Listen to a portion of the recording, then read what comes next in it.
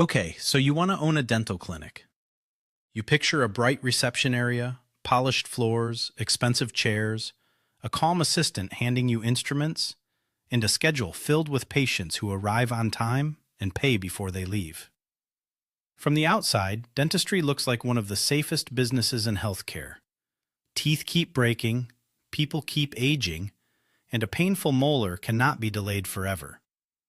A dentist may charge hundreds of dollars for a filling, more than 1,000 for a crown, and many thousands for implants. The room is small, the appointment may last less than an hour, and the invoice can be larger than what some businesses earn in a day. It looks like a machine that turns discomfort into revenue. The problem is that the machine is built from borrowed money, highly paid labor, strict regulation, delicate equipment, insurance paperwork, and a calendar where every empty hour disappears forever.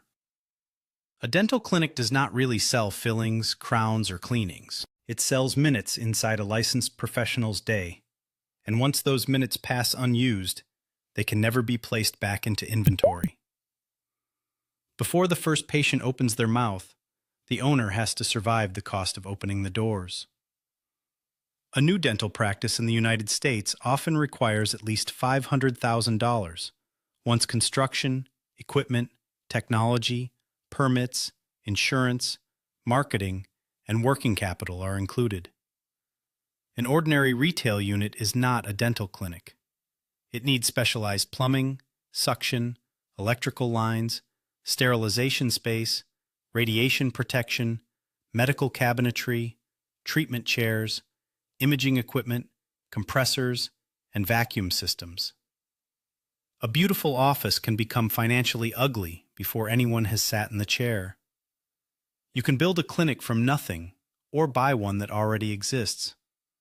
Starting from scratch gives you modern equipment and control over the brand, but no patience. You begin with a perfect clinic and an empty phone. Buying an existing practice gives you records, staff, recurring appointments, and cash flow, but also every hidden problem the previous owner created. The equipment may be aging, the team may be loyal to the retiring dentist, and the impressive patient list may contain thousands of people who have not visited in years. In dentistry, goodwill can be worth more than the chairs, but goodwill is the only asset that can walk out after receiving your introduction letter. Suppose you open a modest clinic with 4 treatment rooms. On paper, 4 rooms look like 4 sources of revenue. In reality, they are 4 clocks. One may hold the dentist performing a crown. Another may hold a hygienist cleaning a patient's teeth. A third may be prepared for an emergency. The fourth may be empty because an assistant called in sick or a patient canceled. The business works only when those clocks are filled with the right procedures, supported by the right employees, at the right price. The schedule is not simply an appointment book. It is the clinic's production line. A factory can store unfinished products overnight. A dental office cannot store Tuesday at 10:30. If the patient does not arrive, the electricity was still on, the rent was still due, the team was still paid, and the dentist's time expired with nothing to sell. Last-minute cancellations are especially destructive because most costs are fixed for the day. Research discussed by the American Dental Association has found that cancellations and missed appointments are among the main reasons dental schedules fail to reach full capacity. Imagine a 2-hour crown appointment worth $1,500 disappearing 20 minutes before it begins. Few patients can suddenly leave work and fill that slot, which is why experienced practices obsess over confirmations, deposits, and waiting lists. The friendly reminder text is really a form of inventory protection. When the patient does arrive, the price on the treatment plan is still not the money the clinic keeps. A crown may require a laboratory fee, disposable materials, anesthetic, scanning costs, assistant time, sterilization, and the dentist's clinical time. If the patient uses insurance, the clinic may have agreed to accept a lower contracted fee. Then the claim can be delayed, reduced, rejected, or returned for more documentation. In 2026, insurance problems, staffing, and overhead were the three leading challenges dentists reported, while reimbursement rates were failing to keep pace with inflation and operating expenses. A clinic can therefore look busy, produce a large amount of dentistry, and still feel short of cash. Production is what the office charges. Collections are what arrives. Profit is what survives after everyone else has been paid. The difference explains why the owner can earn less than the associate working down the hall. The associate may receive a percentage of collections and leave at the end of the day. The owner receives what remains after payroll, rent, supplies, laboratory bills, equipment loans, marketing, insurance, repairs, and debt service. The ADA has used overhead of roughly 63% or less of income as a benchmark worth monitoring. If collections are $1 million and overhead is 63%, the remaining $370,000 must still compensate the owner's clinical work, cover debt, fund equipment, absorb taxes, and build reserves. The owner is doing two jobs at once, practicing dentistry and operating a healthcare company. Confusing the salary from the first with the return from the second is how people mistake an exhausting job with a large loan for a wonderful passive business. Labor is the most important cost because dentistry cannot be automated like an ordinary office business. A clinic needs assistants, hygienists, reception staff, and billing employees before the dentist can work efficiently. Dental hygienists had a national median annual wage of $94,260 in the latest Bureau of Labor Statistics data, and by early 2026, only about 60% of practices reported having enough of them. A clinic may therefore have patients waiting and treatment rooms sitting unused because it cannot hire the person needed to operate them.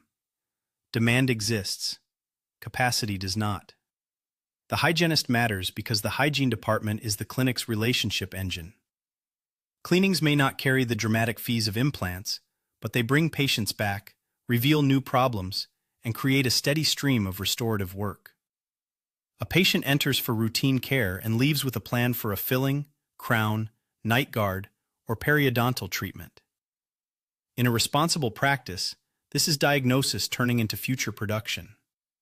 The recurring hygiene appointment is the closest thing a dental clinic has to a subscription. It stabilizes the calendar, keeps the patient connected, and lowers the cost of finding the next procedure.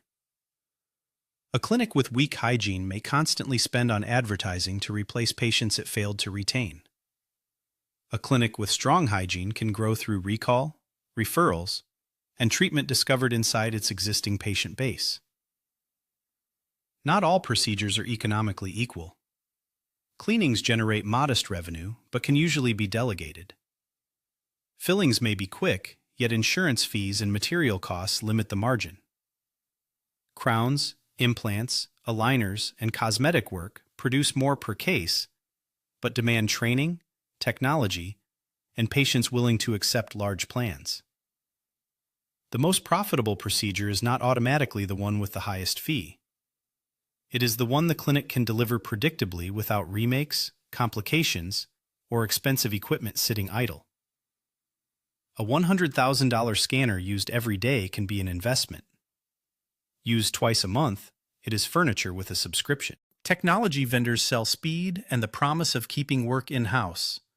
But every device brings financing, service contracts, software fees, training, upgrades, and eventual replacement. A machine may still work mechanically while becoming incompatible with new software. The owner enters a race in which patients may interpret newer technology as better care, even when the clinical difference is small. Marketing creates a similar trap. Search ads, social media, websites, reviews, and referral campaigns all compete for the same neighborhood. Emergency, cosmetic, and implant patients are valuable, so competitors spend heavily to win them. The cheapest patient is usually the one who already trusts the clinic. The phone call, waiting time, explanation of fees, and follow-up are therefore part of the acquisition cost. One angry patient can erase months of marketing with a review, while a satisfied patient may bring an entire family. Trust is the clinic's most valuable asset because dentistry contains an unusual information imbalance. The patient often cannot see the problem, judge the technical quality of the work, or know whether a recommendation is urgent, optional, or unnecessary. They are asked to approve expensive treatment while lying backward under a bright light, sometimes in pain and usually anxious. The business depends on something more fragile than demand. It depends on belief. Once patients suspect treatment plans are shaped by quotas rather than health, the clinic may remain busy for a while, but the brand begins to rot from the inside. In many businesses, aggressive selling increases revenue. In dentistry, it can destroy the trust that makes future revenue possible. This tension becomes sharper as dental support organizations grow. Their share of U.S. dentists more than doubled from 2015 to 2024, reaching 16.1%. Large groups centralize billing, purchasing, marketing, and recruiting. The independent clinic cannot match that scale, but it can offer personal decisions and an owner whose name is on the door. The future of the business may be a fight between scale and trust, and neither side automatically wins. When the clinic succeeds, the owner may consider a second location. This is where success becomes dangerous. One office may work because the owner knows every employee and notices every failure. A second requires systems.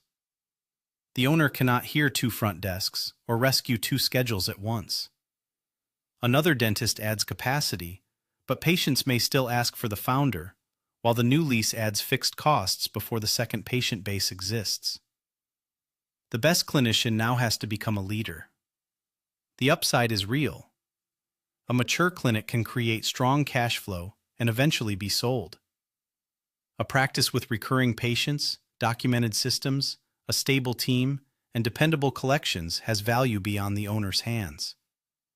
But that value depends on transferability. If every patient comes only for one famous dentist, the business may shrink when that dentist leaves. If the office runs through a capable team and patients trust the brand, it can survive the transition. The final irony is that the best dental practice may be the one that needs its owner least, even though the owner spent years making themselves indispensable. So, is owning a dental clinic a good business? It can be an excellent one, but not because teeth are expensive. It works when costly rooms stay productive, patients return, claims are collected, staff remain, treatment is accepted, and the owner protects trust more carefully than revenue. It fails when debt is built around an imaginary schedule, when every machine is mistaken for growth, when staffing is treated as replaceable, or when production is celebrated while cash quietly weakens. The dental chair may look like the center of the clinic, but the real business sits everywhere around it. In the reminder sent the night before, the assistant who keeps the appointment moving, the hygienist who brings the patient back, the coordinator who explains a frightening bill, the review that convinces a stranger to call, and the reputation that makes someone believe a treatment they cannot personally evaluate. Owning a dental clinic is not simply the economics of fixing teeth. It is the economics of turning limited clinical time into durable trust, and making sure the cost of earning that trust does not consume all the money it creates.